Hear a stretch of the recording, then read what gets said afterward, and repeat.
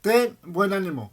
Pero ahora os exhorto a tener buen ánimo, pues no habrá ninguna pérdida de vida entre vosotros, sino solamente de la nave. Porque esta noche ha estado conmigo el ángel de Dios, de quien soy yo, de quien soy y a quien sirvo, diciendo, Pablo, no temas, es necesario que comparezcas ante César y aquí Dios te ha concedido todos los que navegan contigo. Por tanto, oh varones, tened buen ánimo, porque yo confío en Dios que será así como se me ha dicho. Hechos 27, 22 al 25. Es indispensable saber lo importante que es para Dios cumplir su palabra. Cuando los héroes de la fe se desanimaron, recordaban la promesa de Dios. Entendían que si Dios lo había declarado, también lo cumpliría. Dios y su palabra no pueden separarse.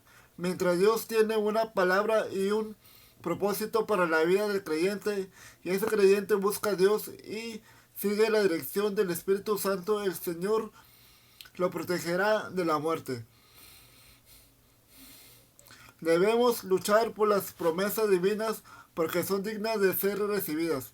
Pablo instruye a Timoteo que tiene que pelear para ver el cumplimiento de todas estas profecías. Timoteo entiende que para recibir lo que Dios le ha prometido tiene que pelear la buena batalla.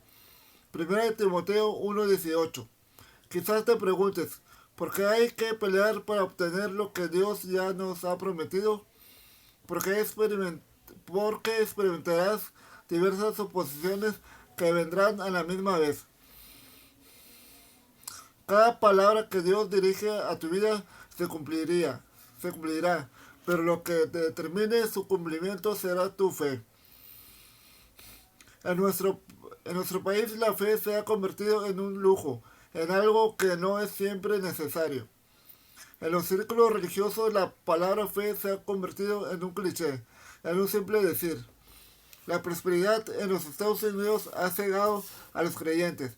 Por eso muchos preguntan, ¿para qué la fe cuando tenemos todo al alcance de la mano? La realidad es que entre más dependamos de nuestros recursos materiales, menos vamos a ejercer nuestra fe, causando un naufragio de las promesas de Dios para nuestras vidas. Las tormentas son lanzadas por el enemigo en el momento en que Dios te escoge como su vaso especial para usarte para su gloria. En el Evangelio de San Mateo, de San Marcos, capítulo 4, leemos que Jesucristo dice a sus discípulos, pasemos al otro lado. Es interesante observar que la Biblia dice que había otras barcas. Sin embargo, la única barca que fue azotada por la tormenta fue la que Jesús había escogido, aquella sobre la cual había una palabra profética. La barca destinada a cruzar al otro lado, la que Jesús declaraba,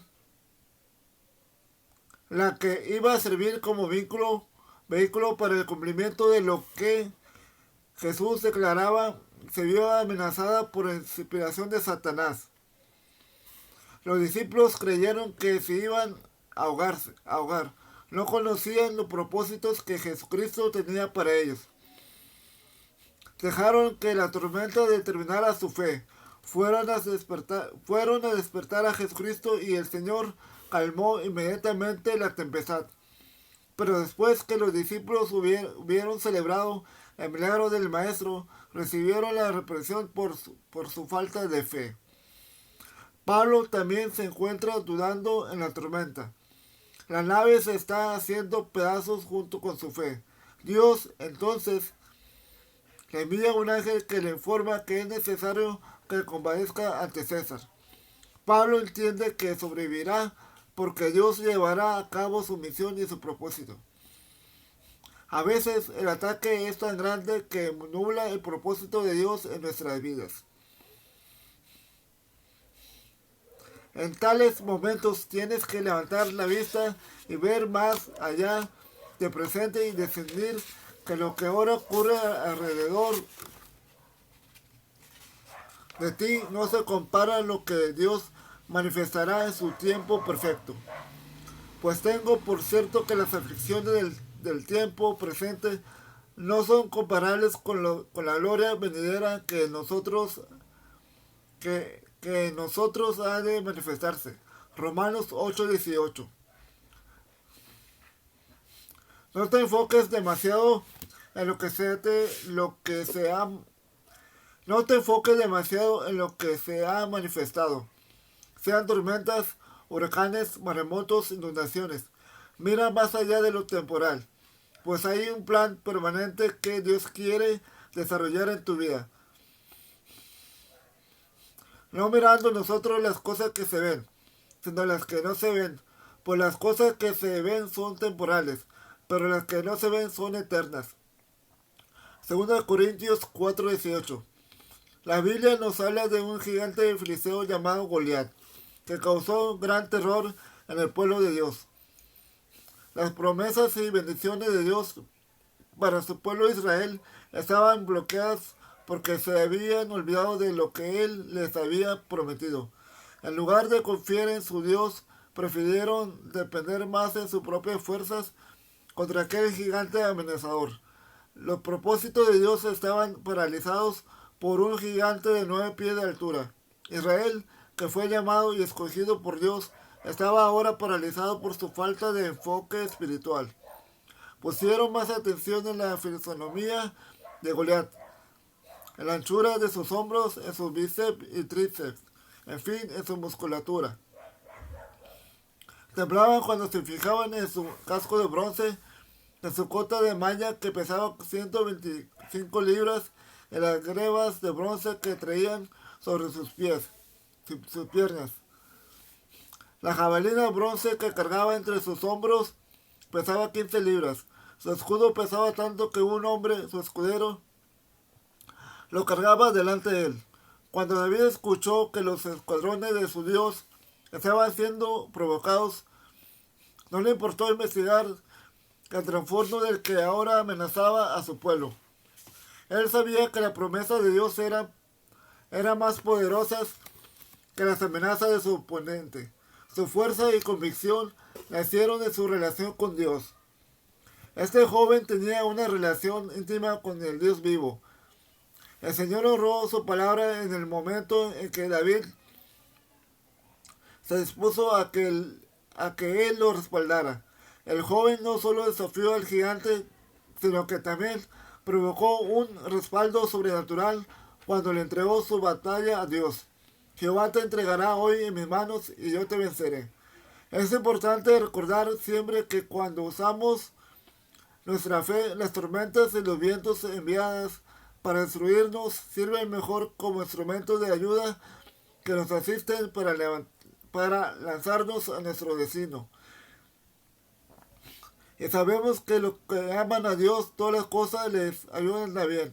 Esto es, a los que conforme a su propósito son llamados. Romanos 8:28. ¿Amas a Dios? ¿Has sido llamado por Él? ¿Tiene Dios propósito contigo? Si tu respuesta a esta pregunta es afirmativa, te felicito, porque toda amenaza lanzada contra ti servirá a tu favor. Ten ánimo y confía en lo que Dios te ha prometido. Tu promesa puede ser espiritual o material. No pierdas la esperanza, ten ánimo. Dios responderá en su tiempo señalado. Aunque la nave que habría de servir para transportarte al lugar que Dios te ha prometido se está haciendo pedazos, ten ánimo. Dios ha dicho que aunque la nave sufra pérdida, tú y los tuyos serán protegidos hasta llegar al destino que Él tiene para ti. No te enfoques demasiado en la pérdida temporal. Fija tus ojos en las ganancias eternas. En Mateo 13, 24-30, leemos la parábola del trigo y la cizaña que contó Jesucristo. Le refirió otra parábola, diciendo: el reino de los cielos es semejante a un hombre que sembró buena semilla en su campo. Pero mientras dormían los hombres, vino su enemigo y sembró cizaña entre el trigo y se fue. Y cuando salió la hierba y dio fruto, entonces apareció también la cizaña. Vinieron entonces los siervos del padre de familia, le dijeron: Señor, ¿no sembraste buena semilla en tu campo? ¿De dónde pues tienes cizaña? Él les dijo: un enemigo ha hecho esto. Y los siervos le dijeron: ¿quieres pues que vayamos y le arranquemos? Él le dijo: no, no sea que al arrancar la cizaña arranquéis también con ella el trigo. Dejad crecer juntamente lo uno y lo otro hasta la siega. A veces oramos para que Dios arranque lo negativo de nuestras vidas y deshaga toda mala situación, tragedias, enfermedades y catástrofes. Cuando no vemos el fruto de nuestras oraciones, cuestionamos a Dios. Mucho se ha revelado al no entender por qué juntamente con las bendiciones, el trigo, crecieron los problemas, cizaña. Nuestra mente humana solo puede interpretar lo natural. Por esta razón, dice la Biblia, la mente carnal no entiende a Dios. En el Salmo 73, el salmista manifiesta confusión al no ver el trigo de su fidelidad, sino que solo nota la cizaña de los impíos. Y escribe: en cuanto a mí, casi se deslizaron mis pies, por poco resbalaron mis pasos, porque tuve envidia de los arrogantes, viendo la prosperidad de los impíos. La cizaña siempre es necesaria para que el trigo crezca. El dolor y el sufrimiento fertilizan nuestro destino. ¿Cómo podríamos ser victoriosos en conflictos? Los vientos contrarios imperativos son imperativos para llegar a la meta y cumplir nuestro destino. José tuvo que sufrir para llegar a su destino final. La traición de sus hermanos, la conspiración de la esposa de Potifar, los años de prisión le sirvieron como su incubadora. Según Génesis 45:5, todo estaba en el plan de Dios. El trato que recibió David por parte de sus hermanos preparó su carácter y formuló valor y tenacidad.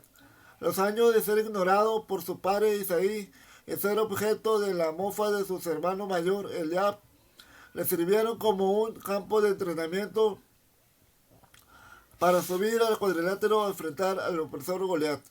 Hebreos 5, 7-8 dice: y Cristo, en los días de su carne, ofreciendo ruegos y súplicas con gran clamor y lágrimas a que le podía librar de la muerte, fue oído a causa de su temor reverente, y aunque era hijo, por lo que padeció, aprendió la obediencia. Hasta Jesucristo tuvo que experimentar dolor, padecimiento y angustias para aprender a ser obediente. Estoy seguro que sus discípulos fueron usados por el Padre para desarrollar paciencia y obediencia en los días de su humanidad. Y siendo hijo de Dios, mientras vivió como un ser humano, tuvo que lidiar con la cizaña de la vida. De igual manera, Dios permite vientos y tormentas para perfeccionarnos. Mi paz está en saber que si obedezco su palabra y la honro con mi vida, no importa la gravedad de la situación, Dios permitirá lo que me conviene para producir en mí algo que en situaciones normales no se conseguiría. Romanos 8:28 nos alienta cuando nos dice que a los que aman a Dios, todas las cosas les ayudan a bien, a los que conforme a sus propósitos son llamados.